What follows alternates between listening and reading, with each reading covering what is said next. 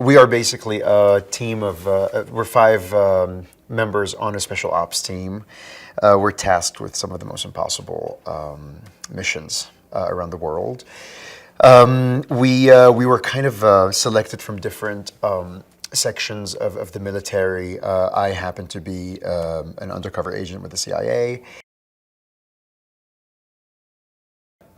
So Amir is originally from the Middle East. He's the newest addition to the team. So basically, I replaced someone lately, and so the other four, have been working together for a while, and I come in. Amir is originally from Lebanon. He grew up in a wealthier type of more at ease kind of environment, and he's kind of, talking to Dean. It's very interesting. He has a secular lifestyle, but also because of a tragic event that happened in his life that involves family, he turned to faith, and basically decided at a younger age, kind of like as a young adult, to fight those who were involved in this tragedy. That, not to give it away. So there's something very personal about his involvement on the team, and there's something very professional about his involvement on the team, and so there's this kind of complex and complicated identity / backstory makes it super interesting, especially when it comes to the dynamic with Jazz, as well as the dynamic with the whole team, and him being new also. Yeah. I think the crux of the show is that it's a teamwork show. This is a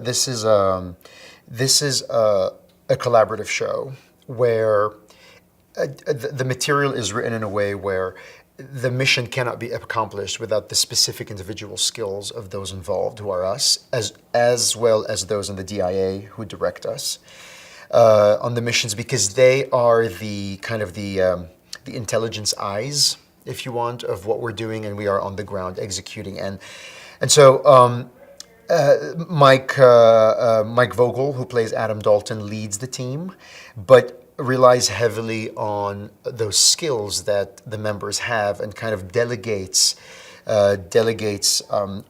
tasks on the missions very specifically. And he also mediates what difficult decisions we have to make as a team on the ground with the kind of hierarchy, as well as the bureaucracy and those high up in Washington. So and also, the thing is, the show is also a team show, not just on screen. It really is a team show off screen, and I think you can tell because us actors as the cast, we are super involved with each other artistically, as well as we're just good friends, and we love working with each other. And I feel like this has basically has jumped onto the screen, that kind of dynamic. Yeah.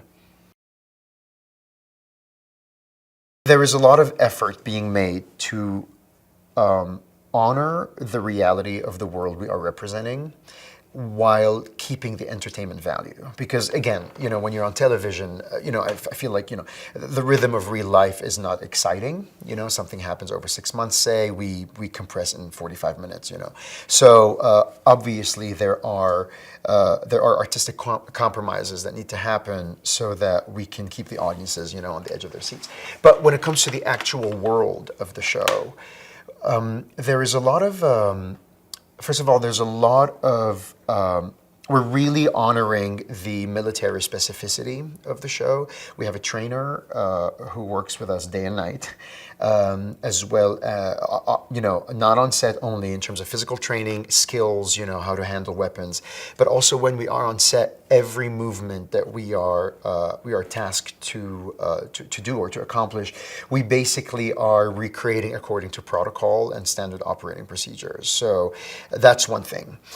Then in terms of the characters, I feel, the voices of the characters and their and where they're coming from is also being honored in terms of whether they're from the Middle East, whether they are U.S. Navy SEALs. There's a lot of work, I guess, being done in the writers' room on this on what we say, so that we are really on the field. You're not just they're not just like lines on television. Do you know what I mean? And I think the writers are finding a fantastic balance between those two worlds. The characters are highly trained specialists. They are skilled warriors, but they are not this generic group of people who we only see execute the mission because that's what they do. They have their individual specific voices, which makes them which makes them very human. And also, they are, again, professionally and emotionally involved in what they're doing. They are motivated by the innocence of the person they are saving. They are motivated by the heart but they're motivated by what they care by. They're motivated because they care about their work, because of who they are specifically, and not because this is their job. So when they're on a mission, you will see them execute the mission, but you'll also see how the people involved in the mission, as well as the other actors and the other characters in the mission among us, affect each one of us. This is an Omega team. I mean, this is a team that is made out of the best of other special operations, special spec op groups.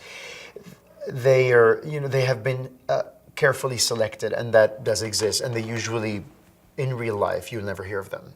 Something will happen, a mission will take place, and we will not know in the media who actually did it.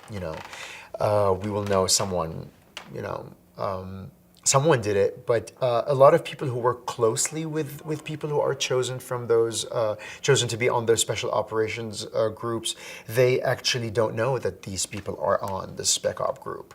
So the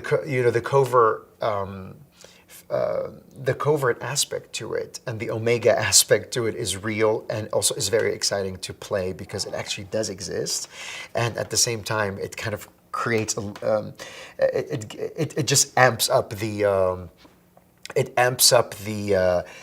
trust, as well as the stakes of what we are tasked to do. One of the most exciting things about the show is that we are going to be jumping around the globe, and it's exciting for several reasons. It's first of all, it is extremely thrilling to shoot a show where one episode we are in the Ukraine, the next episode we are in Mexico, next we're in Afghanistan. We are not focused on any certain area or culture. The show doesn't vilify. Sorry, I already said that again. The show doesn't vilify any group of people, because we're not basically targeting bad people in that area, because there are only bad people in that area. So it's exciting on a cultural level. It's exciting on a visual level. It's exciting also on a production level. And I think as an audience member, if I'm sitting watching, a show that is for the most part procedural, but yet with very specifically drawn characters that have their own serialized arcs, it's really thrilling to jump around and see all these different landscapes. You'll hear different languages. My character happens to speak 6 languages on the show, and so maybe more. I speak 6 languages, but my character happens to speak many languages on the show. So and then we get to use our looks, as well as our language skills, as well as our operation skills to infiltrate these different global landscapes. So it's really exciting on a story level, and you can see it even in the, when you talk to the director, to the DPs, you talk to the writers, they're amped about, the house. You'll hear things like, oh, I'm so excited to be actually on that episode because, I'm so excited about working on the Afghanistan story, whereas it's not like we're in the same place all the time, just doing the same thing. So the variety is super exciting.